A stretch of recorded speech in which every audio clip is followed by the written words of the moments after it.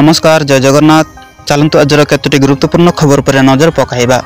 Video को like share subscribe करंतु जाफल जब भी मो चैनल माध्यम आपण मैंने सर्वप्रथमे देखिपारे। चलतु डेर नक खबर पर नजर पकाइबा। फेब्रुआरी पूर्व राज्य में लागू हेब आभा कार्ड एणिकी गोटे आकाउंट रे रहिब रोगी समस्त डाटा। खूब शीघ्र लागू हेब national digital health mission. National health authority अधीन रहिब ए कार्ड। ए कार्डर ना रहिब आयुष्मान भारत हेल्थ अकाउंट बा आभा कार्ड। ए कार्ड आसिबा परे रोगी को आउ प्रेस्क्रिप्शन धरी बुलिबा पई पड़िबो नाही। लोकसंख्या अनुसार आभा कार्ड रजिस्ट्रेशन करा जिवो। एने सूचना देइचंती स्वास्थ्य मंत्री मुकेश महालिन। परवर्ती खबर ओडिशा रे पहुंचिले नुआ राज्यपाल डॉक्टर अरिबाबू खंबमपति। ओडिशा रे पहुंचिचंती नुआ राज्यपाल डॉक्टर अरिबाबू खंबमपति। तांको भुवनेश्वर विमानबंदर रे गार्ड ऑफ ऑनर प्रदान करा जायछि। से शुक्रवार शपथ ग्रहण करिवे। डॉक्टर अरिबाबू खंबमपति भुवनेश्वर रु पुरी अभिमुखे जाइछंती। से श्रीमंदिर जाई महाप्रभु को दर्शन करिवे। से गुरुवार पुरी राजभवन रे रात्रि जापन करिवे। या परे श्री मंदिर दर्शन सारी से भुवनेश्वर राजभवन रे पहुंचिबे। एठारे ओडिशा उच्च न्यायालयर मुख्य विचारपति चक्रधारी चरण सिंह शपथ पाठ कराइबे।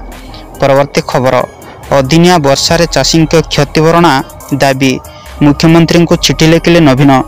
अदिनिया वर्षा रे चाषी क्षतिभरणा दाबी करी मुख्यमंत्री मोहन चरण माझी को चिठी लिखिचंती विरोधी दल नेता नवीन पट्टनायक। निर्धारित समय मध्य सरकार चाषी को क्षतिपूरण देवा को दाबी करिसंती नवीन। या सह बारंबार प्राकृतिक विपर्यय कारण स्वतंत्र राज्य पाइया दाबी करिसंती। चिठी नवीन लिखिचंती अदिनिया वर्षा रे उजुड़ी जाइछि चाषी वर्षकर अमर धान। या चाषी आत्मा को बहुत आघात देइछि। विगत दिन गुड़िकर राज्य रे एबड़ी परिस्थिति केबे उपजी नाही। सेहीपरि जगतसिंहपुर जिला बालिकुदा ब्लॉक रो युव चाषी कृतिबास स्वाई आत्महत्या घटना को मध्य चिठी रे उल्लेख करिसंती नवीन।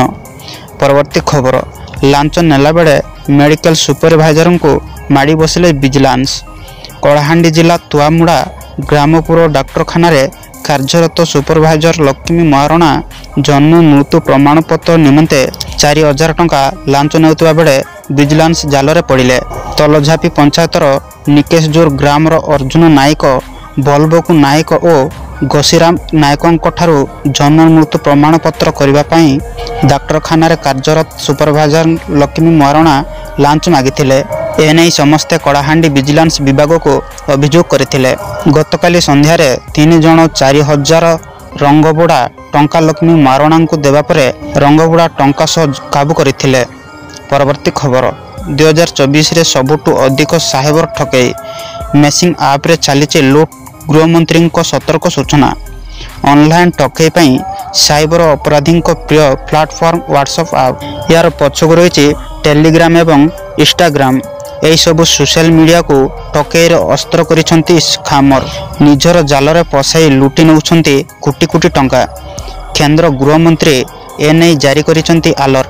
2024 रे होईची सबुठारु अधिक साइबर ठकेई। भारत सह पूरा दुनियार प्राय 85 लाख कोटी टंकार होईची ठकेई। केवल भारत रे प्रतिदिन 70 कोटी टंका फसाइची स्कैम। साइबर क्रिमिनाल प्रिय साइबर ठकेईर बड़ अस्त्र मेसिंग आप। निजर अस्त्र भाव में बाचिचंती साइबर क्रिमिनाल। गृह मंत्रालयर रिपोर्ट अनुसार 2024 प्रथम दिन मासरे व्हाट्सएप आप जरिया साइबर ठकेई संपर्कित मोट 34,796 अभियोग रही। तापरकू रही टेलीग्राम। परवर्ती खबर आईएएस स्तर में बड़ धरणर अदल बदल बदलिले 5 ऑफिसर। 3 ओएएस अधिकारी को नूतन विभाग दायित्व। आईएएस स्तर में बड़ धरणर अदल बदल। सचिव स्तर में 5 ऑफिसर अदल बदल होइछि। मुख्यमंत्री व्यक्तिगत सचिव पदरु अरविंद तांकु अदल बदल कराइछि। अरविंद डाकुआ को पौर प्रशासक एवं नगर उन्नयन विभाग अतिरिक्त सचिव भाव दायित्व मिली। तेबे मुख्यमंत्री व्यक्तिगत सचिव पद क्या दिज्व से नहीं कौन स्पष्ट सूचना मिली नहीं। राज्य सरकार प्रेमचंद चौधरी को ଭୟନ ଶିଳ୍ପର ନିର୍ଦ୍ଦେଶକ ଦାୟିତ୍ୱ ଦେଇଛନ୍ତି। ଟି ୱାଫଙ୍ଗ ରାଓଙ୍କ ଯୋଜନା ବିଭାଗ ସ୍ୱତନ୍ତ୍ର ସଚିବ ଏନ୍ଏସ୍ ରାଜପୁତଙ୍କୁ ସାଧାରଣ ଉଦ୍ୟୋଗ ବିଭାଗରେ ଅତିରିକ୍ତ ଦାୟିତ୍ୱ ମିଳିଛି।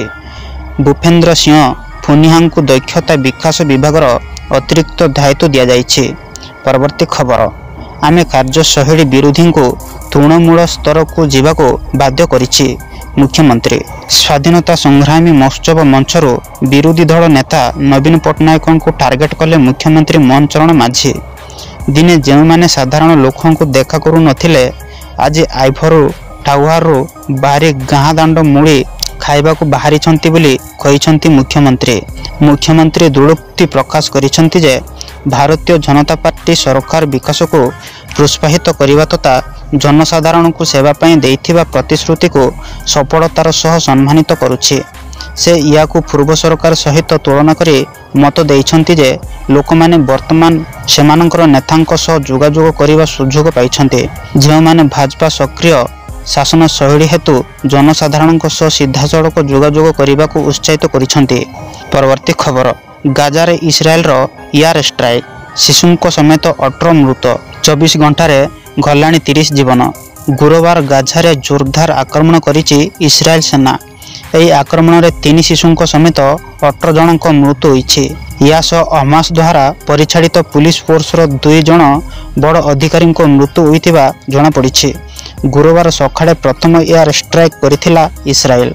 ହଜାର ହଜାର ଲୋକେ ଅସ୍ଥାୟୀ ଟେଣ୍ଟରେ ରହିଥିବା ସ୍ଥାନକୁ ଇସ୍ରାଏଲ ସେନା ଟାର୍ଗେଟ କରିଥିଲା ବୋଲି ଅଭିଯୋଗ ହୋଇଛି।